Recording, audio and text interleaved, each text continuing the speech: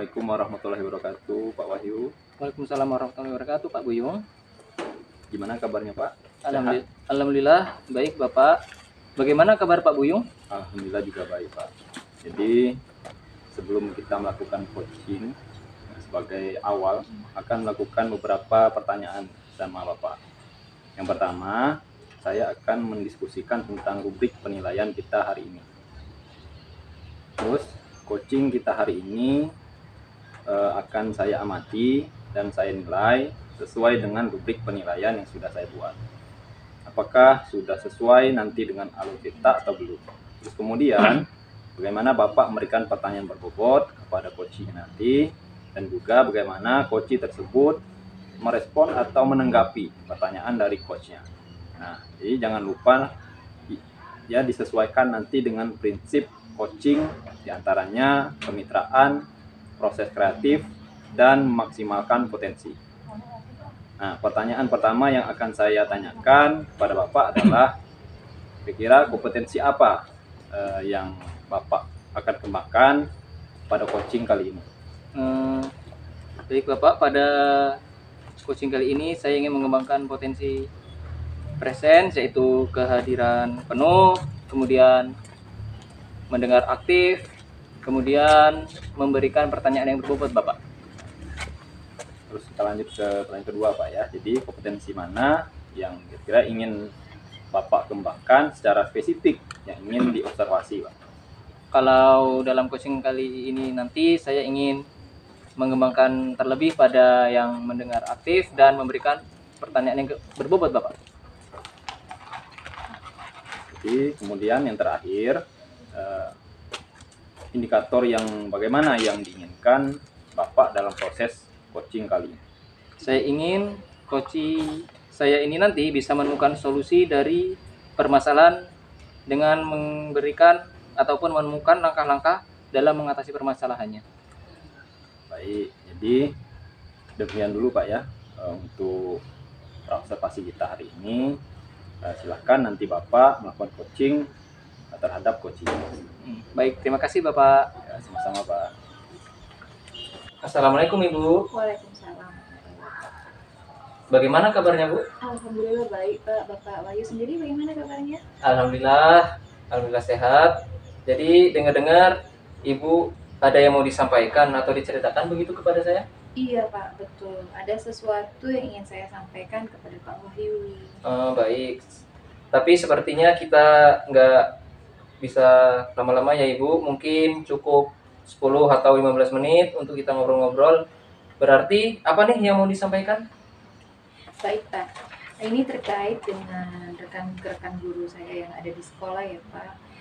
Saya perhatikan kok di setiap tahun ke tahun itu kok tidak ada perubahan dalam penyampaian materi, pembelajarannya juga masih menggunakan metode konvensional saja. Ceramah lagi. Padahal kan kita ketahui bersama ya Bapak ya, perkembangan zaman kan sudah semakin canggih, teknologi pembelajaran juga semakin besar, tapi guru-guru di sekolah itu tidak mau terjadinya perubahan yang seperti itu. Hanya mengandalkan metode konvensional itu saja, sehingga pembelajaran jadi kurang bervariatif seperti itu Bapak.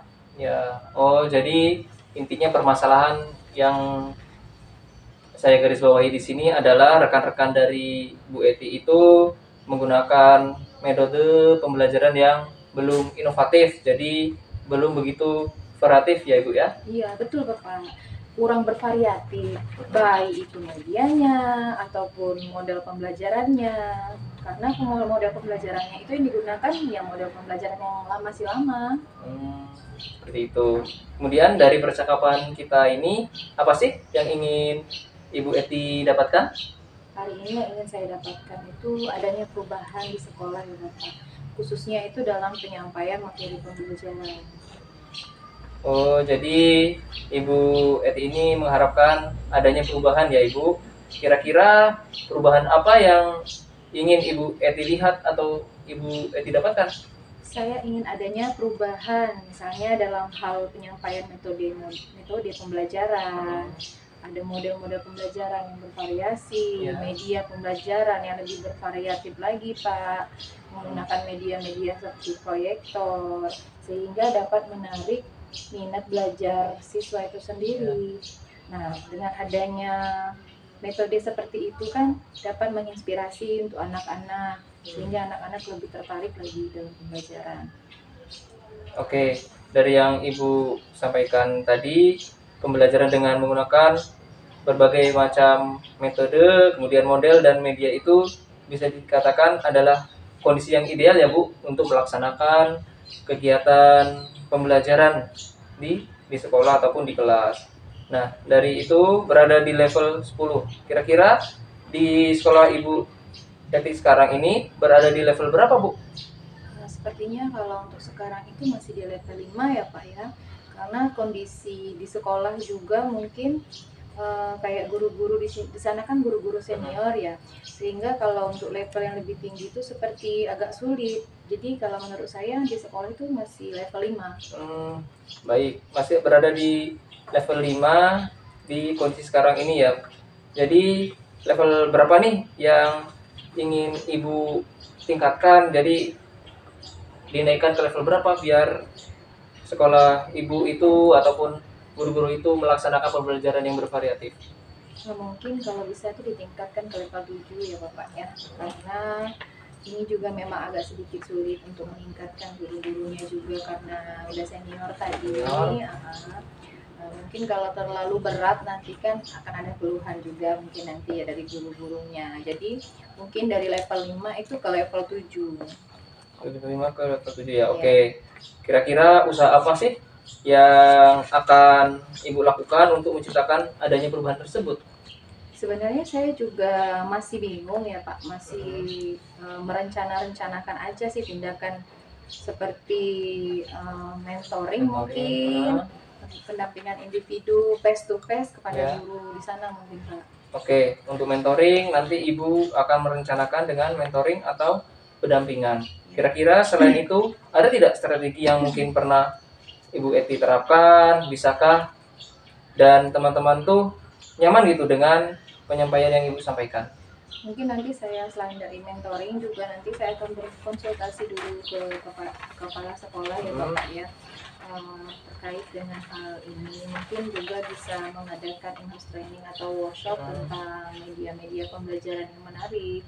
Mungkin seperti itu nanti akan saya lakukan Bapak, atau mengalihkan pembelajaran kepada praktek baik di sekolah tentang proses pembelajaran yang lebih bervariatif lagi. Begitu. Ya. Berarti Bu Eti ingin merencanakan tentang mentoring, pendampingannya atau praktik baik di kombelnya. Ya. Nah, dari ketiganya ini kira-kira Bu Eti ini untuk saat ini lebih nyaman atau lebih bisa cepat realisasikan itu yang mana dari ketiga solusi ini? Sepertinya mentoring ya Bapak ya.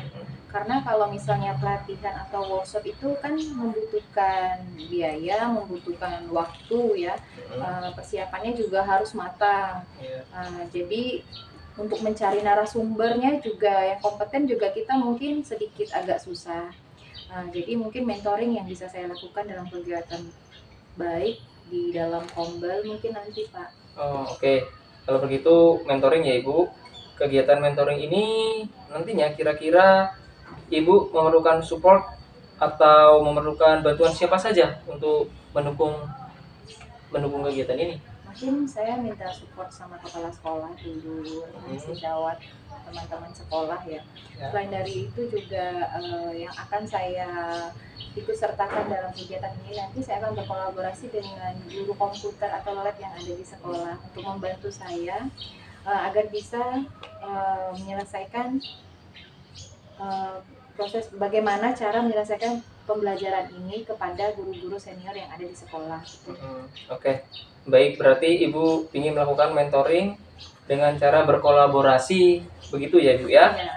Nah, dengan rekan-rekan kerjanya dan juga kira-kira kapan ya Ibu ini akan merealisasikannya? Insya Allah secepatnya ya Pak ya. Mungkin minggu depan saya akan melakukan ini dan saya akan berkoordinasi dulu, berkolaborasi dengan rekan-rekan di sekolah saya dan mencoba melakukan kegiatan mentoring tersebut. Oke, bagus Ibu. Bagus sekali wacananya. Kira-kira nanti ini Ibu dari percakapan kita hari ini apa sih yang Ibu Eti dapatkan? Dari percakapan kita hari ini, yang pastinya saya mendapat gambaran ya Bapak, bagaimana cara agar terjadinya perubahan di sekolah saya dengan kegiatan mentoring, kemudian dibantu juga dengan rekan guru di sekolah yang memang memiliki keahlian dalam bidang pemanfaatan media pembelajaran. Ya, alhamdulillah lah kalau Bu Eti sudah memiliki gambaran untuk bagaimana menciptakan adanya perubahan pembelajaran yang lebih bervariatif lagi. Oke, saya tunggu nanti kabar-kabar yang Ibu Eti dari Bu Eti setelah melakukan mentoring untuk mendengar cerita-cerita lagi dari Ibu. Percakapan kita hari ini dicukupkan saja ya, sampai di sini Bu. Mudah-mudahan rencana dari Bu Eti dengan mentoring, kemudian berkolaborasi dengan yang lainnya, dengan temannya maupun kepala sekolah ini bisa berjalan dengan baik. Ya, terima kasih ya Bapak sudah meluangkan waktunya, sudah mendengarkan keluh kesah saya juga. Mudah-mudahan apa yang nanti saya lakukan ini bisa bermanfaat dan bisa membuat perubahan di dalam sekolah saya. Baik, sama-sama ya Ibu. Mungkin lain kali kalau ada yang ingin diceritakan, boleh saja langsung hubungi saya. Kemudian kita bisa ngobrol lagi di lain kesempatan ya Bu. Begitu saja ya Bu, obrolan kita kali ini. Saya akhiri. Wassalamualaikum warahmatullahi wabarakatuh. Waalaikumsalam warahmatullahi wabarakatuh. Pak Wahyu. Waalaikumsalam Pak Buyung. Tadi Bapak sudah melakukan coaching ya Pak ya. Jadi sebelumnya saya akan menanyakan beberapa pertanyaan pasca observasi ini. Pertama, apa saja yang sudah Bapak lakukan pada saat melakukan coaching terkait indikator pencapaian yang diinginkan? Di coaching kali ini saya sudah melakukan coaching dengan alur tirta Bapak. Kemudian saya juga sudah menanyakan tujuan, identifikasi, kemudian juga rencana aksi dan tanggung jawab. Sehingga alur tersebut bisa menggali Kuci untuk menceritakan permasalahan dan Kuci tadi juga bisa menemukan solusi sendiri. Ya Pak. Jadi menurut saya sebagai observer,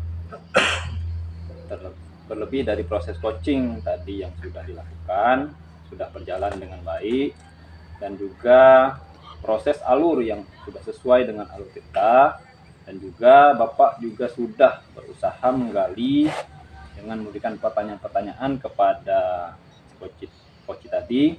Jadi dengan hal itu Bapak sudah melakukan alur tersebut dan bisa di sini coach itu bisa menemukan solusi dari permasalahannya, dan juga tadi sudah dilakukan sesuai dengan prinsip coaching. Nah, pertanyaan terakhir nih Pak ya. Jadi sebelum kita tutup, kira-kira kompetensi apa lagi yang ingin Bapak kembangkan berdasarkan hasil melakukan coaching yang sudah dilakukan tadi Pak? Jadi kompetensi yang ingin saya kembangkan lagi yaitu dengan cara lebih memahami lagi proses sehingga saya dapat melakukan coaching lebih baik lagi Bapak. Ya Pak, jadi semoga nanti kedepannya Bapak bisa melakukan coaching dengan baik sesuai dengan alur yang sudah dilakukan tadi. Terus kedepannya kita bisa melakukan coaching dengan lebih baik lagi. Terus dengan demikian observasi kita hari ini semoga ada manfaatnya bagi kita, dan saya tutup. Wassalamualaikum warahmatullahi wabarakatuh. Baik Bapak, terima kasih atas bimbingannya. Waalaikumsalam warahmatullahi wabarakatuh.